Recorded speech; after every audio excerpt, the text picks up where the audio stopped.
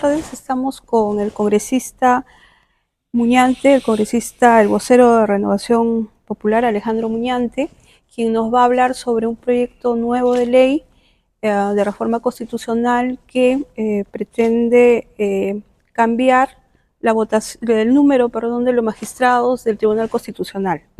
Sí, congresista, ¿podría por favor explicarnos el proyecto? Sí, claro. Es un proyecto de reforma constitucional que busca modificar el artículo 201 de la Constitución Política a efectos de que ya no sean 7, sino 9 los magistrados del Tribunal Constitucional. Esta es una propuesta que necesariamente va a tener que ser discutida en la Comisión de Constitución, luego ser aprobada en 2 legislaturas, por tratarse de una reforma constitucional.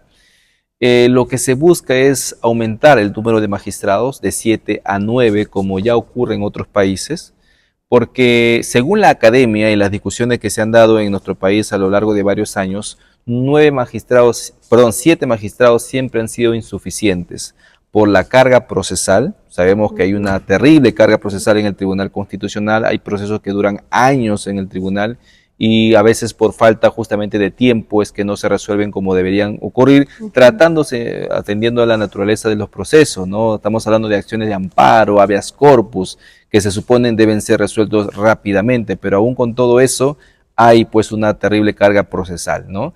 Y además de eso que también 7 magistrados como que reduces muchísimo el poder entre ellos, de tal manera que a veces se vuelven insostenibles las discusiones o pueden generar, justamente en el marco del debate, se pueden generar dilaciones innecesarias. Entonces, justamente atendiendo a todo eso, es que creo que 2 magistrados más al pleno del jurado va a abrir más posibilidades para reducir esa brecha de magistrados, a agilizar más los procesos que están en cola, y segundo, dar un mayor margen de apreciación a un colegiado un poco más numeroso, ¿no? Para tomar las decisiones mucho más rápidas en cuanto a demandas que necesitan mayoría legales, ¿no? Como por ejemplo demandas de inconstitucionalidad o demandas de competenciales, que es lo que justamente hace poco ha sucedido en el Tribunal Constitucional, ¿no? Donde 4 pretendían cambiar la ponencia, no se pusieron de acuerdo, finalmente se escuchó de que 3 se habían retirado. Claro, porque evidentemente no se estaba siguiendo el procedimiento interno del Tribunal Constitucional, porque si lo que se quiere es cambiar de sentido la votación, tiene que haber un nuevo ponente. Entonces, esas circunstancias que hoy se están viendo en el tribunal nos hacen, nos crean la necesidad de otorgarle a este supremo intérprete de la Constitución 2 magistrados más. Repito, esto no es algo que nos estemos inventando, es algo que ya se está dando en otros países del mundo, donde los colegiados son mucho más grandes que 7 que actualmente ocurre en nuestro país. Claro, sobre ese tema que justamente ha tenido que ver con el Congreso, que es la competencial vista por el Tribunal Constitucional en el caso del Poder Judicial y la Junta Nacional de Justicia, vamos a hablar en otro momento. Lo que quería preguntarle más bien era, o sea, es la primera vez que acá en el Perú se haría una ley de esta naturaleza, o sea, se aumentaría. Sí, se aumentaría. Creo que se perdió la enorme oportunidad cuando se hizo la modificación del Código Procesal Constitucional, ¿no? Hace pocos años. Pero creo que llegó el momento, ¿no? de poder hablar sobre ese tema, poner en el debate ese tema. Y repito, es algo que la academia en general está de acuerdo, ¿no? Yo he seguido una maestría en Derecho Constitucional y una de las discusiones que hemos tenido dentro de clase es esa precisamente, la de la necesidad de aumentar los miembros del actual Tribunal Constitucional. Con 7 evidentemente es bastante poco, ¿no? Nuestra Corte Suprema nomás son, ¿cuántos? Son más de 15, más de 20. O sea que podría ser hasta más de 9. Sí, pero yo creo que por ahora 9 serían más que suficientes, ¿no? Y para llegar a la mayoría, ¿cuánto sería? O sea, 5-4. Claro, 5-4, ¿no? 5-4 o 6-3, dependiendo de la naturaleza de la demanda, ¿no? Evidentemente los números van a tener que modificarse si es que esta reforma sale a la luz, se va a tener que modificar algunos números en el Código Procesal Constitucional, ¿no? Para que hacerlo un poco más acorde a la nueva composición vía reforma constitucional. Primero tenemos que aprobar la reforma constitucional para que como consecuencia de ella podamos modificar el Código Procesal Constitucional. Este proyecto de ley se estaría aprobando en 2 legislaturas. En 2 legislaturas. Si logramos aprobar en esta legislatura, podríamos estar aprobando esta segunda votación en marzo del siguiente año, ¿no? Y podríamos tener, y desde allí esta norma cobra vigencia, de tal manera que el Congreso tendría que nombrar una nueva comisión ad hoc para elegir a los 2 nuevos magistrados del Tribunal Constitucional. De tal manera que podríamos estar teniendo a estos 2 nuevos magistrados a partir del marzo del siguiente año, ¿no? Solo el número, o sea, este proyecto de ley de su autoría solo cambia el número, o sea, no cambia... Solo cambia la composición, el número total de los miembros del Tribunal Constitucional. Repito, actualmente son 7, la carga procesal es enorme, a veces cuesta llegar a acuerdos, por eso que se dilatan los procesos, y más aún en un contexto como el que ahora estamos viviendo, donde los poderes del Estado se enfrentan por razones de competencias, ¿no? Eso nunca se había visto antes, pero hoy en día las demandas de competencias son las que más afloran, ¿no? Dentro de la coyuntura nacional, ya que lamentablemente el Poder Judicial se ha atribuido, ¿no es cierto?, el poder de poder corregir una decisión del Parlamento. El Parlamento, por su lado, también ha estado haciendo algunos ajustes a la legislación tanto del Ejecutivo como del Poder Judicial, y eso podría generar muchas más demandas competenciales. Y por eso necesitamos más miembros para que resuelvan este tema cuanto antes. Mucho abuso del control difuso, ¿no? Mucho abuso del control difuso. A veces también se acusa de abuso del control político, etcétera, etcétera. O sea, sí, estamos en una situación en que solo el Tribunal Constitucional puede resolver estos temas. Y me apena que, por ejemplo, en la última discusión que se dio en el Tribunal justamente para ver una demanda competencial que ha interpuesto el Congreso contra el Poder Judicial por el caso de la Junta Nacional de Justicia, el Tribunal simplemente haya decidido sustraerse de su responsabilidad. Era el momento perfecto para poder cerrar esas interpretaciones antojadizas que podían generar que 2 magistrados de la Corte Suprema, o ni siquiera de la Corte Suprema, de una Corte Superior de primera instancia, puedan enmendarle la plana al Parlamento, ¿no? Claro, o sea, se perdió la enorme oportunidad, creo yo, en ese sentido. A un poder del Estado, ¿no? Claro, porque el Tribunal Constitucional en una anterior sentencia dijo que sí era posible el control jurisdiccional, que es la que realiza el Poder Judicial, de los actos políticos, siempre y cuando vulneren un derecho fundamental, según la sentencia anterior del tribunal.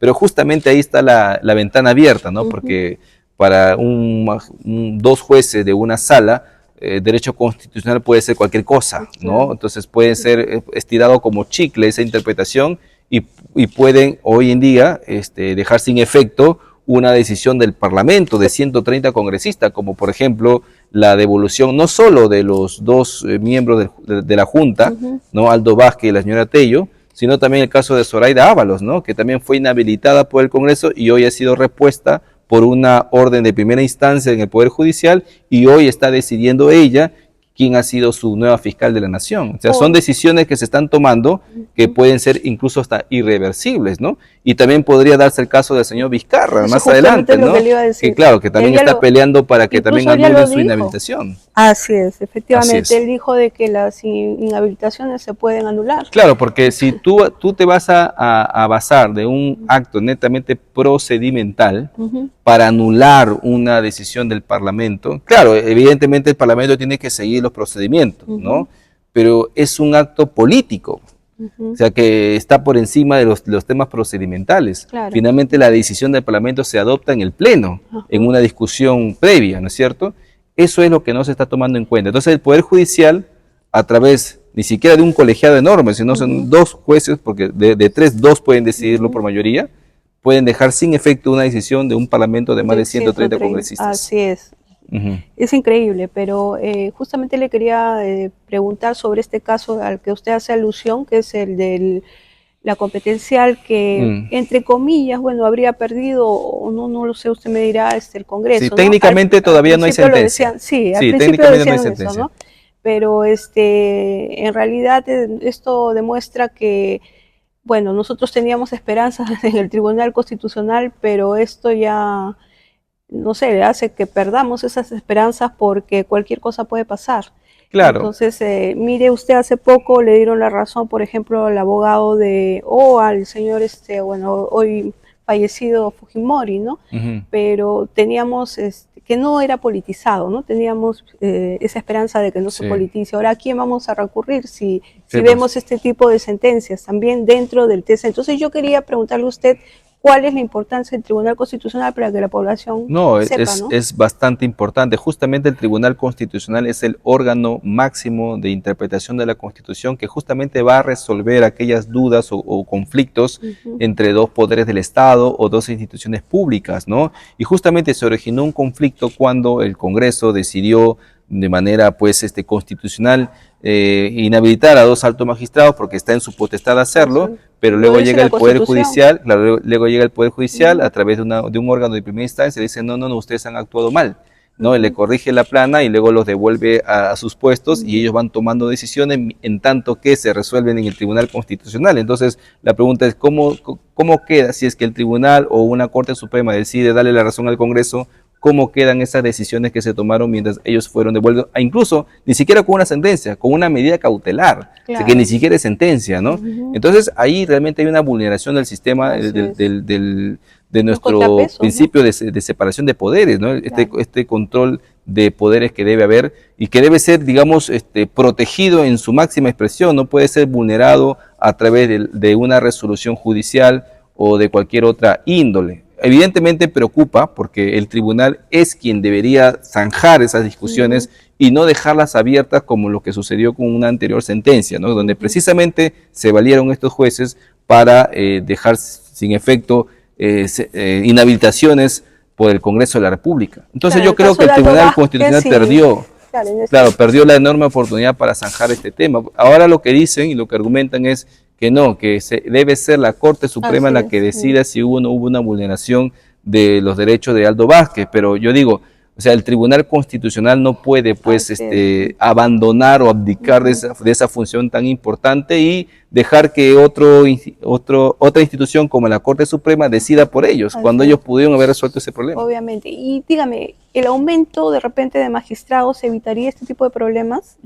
Bueno, no puedo afirmar que lo evitaría al 100%, pero sí de todas maneras lo mitigaría, ¿no? Porque al ver más magistrados, el poder se distribuye en más personas, ¿no? Claro. Es como en el Parlamento, ¿no? Hoy en día 130 congresistas ostentan tanto el poder de controlar como el poder de designar a altos magistrados, pero el día que haya bicameralidad, los diputados no van a poder elegir a los altos magistrados, sino van a ser los senadores, y los senadores por su parte no van a hacer control político, sino los diputados. Entonces el poder se distribuye, ¿no es cierto? Y eso es correcto. Por ejemplo, entre los diputados y los senadores hay una especie de control interno en el Congreso, de las cámaras, ¿no? Sin embargo, eso no se está viendo con el Poder Judicial y el Congreso, ¿no? El Poder Judicial se cree con el derecho de corregir todo el Congreso. Entonces la pregunta es, ¿para qué existe el Congreso si todo lo que va a decidir finalmente se va a dejar sin efecto? Ahí estamos ante un grave problema. Claro, y usted me dijo hace un momento que había en el Poder Judicial vacíos, ¿no? Claro. Eso también tendrían que ustedes, porque ustedes son los que hacen las leyes, también tendrían que verlo, ¿no? Bueno, sí, pero digamos, claro, una de las consecuencias que ha hecho digamos, este ataque concertado, permanente, mediático contra el Parlamento es justamente buscar deslegitimarlo para lograr esas ansiadas reformas del sistema de justicia, ¿no? Entonces, hoy en día tú le preguntas a la gente si es que el Congreso puede o no puede reformar el sistema de justicia, te va a decir que no, porque no son legítimos, porque tienen tanto grado de aprobación. Justamente ahí está, pues, la narrativa instalada, ¿no? Para eso sirve el utilizar un caso de 100, ¿no? Porque claro, aquí por ejemplo se acusa a los congresistas de mochasueldos, pero yo le pregunto a la ciudadanía, ¿cuántos casos se han visto realmente? No pasan de 10, ¿no? Pero el Congreso son 130, ¿y qué fue de los otros 120? No pueden pagar, pero no, ahí va a decir, no, los justos pagan por pecadores, sí pues, pero tampoco es así, ¿no? Claro. Entonces esa situación ha generado que se desprestigia toda la institución. Y por eso que tampoco le permiten un sector caviarizado y medios de comunicación hegemónicos decir, por ejemplo, afirmar que el Congreso no puede hacer nada de eso porque es un Congreso delegitimado. Ese es, digamos, el objetivo de tanto desprestigio, de tanto ataque, de tanta mediatización, ¿no? Entonces, es evidente que nosotros somos los encargados de poder legislar en función a la modificación del sistema de justicia. Pero ahora hemos visto que el Poder Ejecutivo ha mandado un proyecto de ley para reformar la composición del Consejo Nacional de la Reforma de Justicia. Sí. Mira, si por ese lado se puede hacer las cosas a buena hora, o sea, no hay problema. El tema es que nos sentemos a dialogar sobre la necesidad de reformar el sistema de Y justicia. además eso ya se planteó hace años, ¿no? Claro, lo que pasa es que esto era un consejo que era prácticamente un saludo a la bandera, ¿no? Hace poco se reunieron justamente para hacer lo mismo, pero se vio después una proclama de ideales que en realidad nunca se ejecutaron o nunca se concretizaron en una política pública. Entonces, si vamos a seguir con papelitos, no solucionamos nada. Ahora, lo que ha presentado el Ejecutivo es para modificar la composición. Yo digo, eso no sirve de nada si es que las decisiones que se van a tomar no se van a concretizar. Claro. Ojalá que este proyecto podamos aprovecharlo para hacer algo mucho más vinculante, ¿no? Y no solamente una proclamación de ideales, ¿no? ¿Cuándo se podría, de aprobarse, cuándo más o menos estaría este proyecto que estamos haciendo referencia, ponerse ya a debate, no, sino ya a ejecutarse? El de Sí, del crecimiento de los sí, magistrados. el aumento del número. Por eso le digo, si logramos debatirlo dentro de esta legislatura, podemos Sería aprobarlo en primera legislatura. O sea, tendremos que avanzar un poco rápido. Claro, pero ¿no? sería en el 2025. Claro, Ya 2025 de todas maneras, podríamos porque volvemos en marzo del 2025 y allí uno de los primeros temas que se podría debatir es ese, precisamente, el de los magistrados, este proyecto de ley, de la segunda votación. Y luego se armaría una comisión ad hoc en el Congreso para elegir a los nuevos magistrados. Eso por lo menos se demoran 2 meses, ¿no? 2 meses. La última vez creo que se demoró 2 meses y medio, casi 3 meses, con todas las nulidades que se presentan internamente. Entonces, estamos hablando de marzo, abril, mayo, junio. Yo creo que para junio, julio, podríamos ya estar teniendo a los 9 magistrados completos, ¿no? ¿Usted ha conversado de repente con alguno de los magistrados actuales? ¿Les ha dicho su idea o no? No, como te digo, lo que yo he conversado es en el ámbito académico, ¿no? En el ámbito académico esto siempre se ha discutido y siempre se ha llegado a la misma conclusión, que son muy pocos los magistrados del Tribunal Constitucional. Entonces, ellos no van a ser un ente que va a opinar, porque sería adelantar opinión. Claro. Porque alguien podría presentar una demanda de inconstitucionalidad contra esta ley, ¿no es cierto? Entonces, sin embargo, los especialistas en derecho constitucional coinciden en que se debería aumentar el número de congresistas. ¿En qué países? Perdón, el número de magistrados del Tribunal Constitucional. Acá en América Latina, ¿en qué países está bien?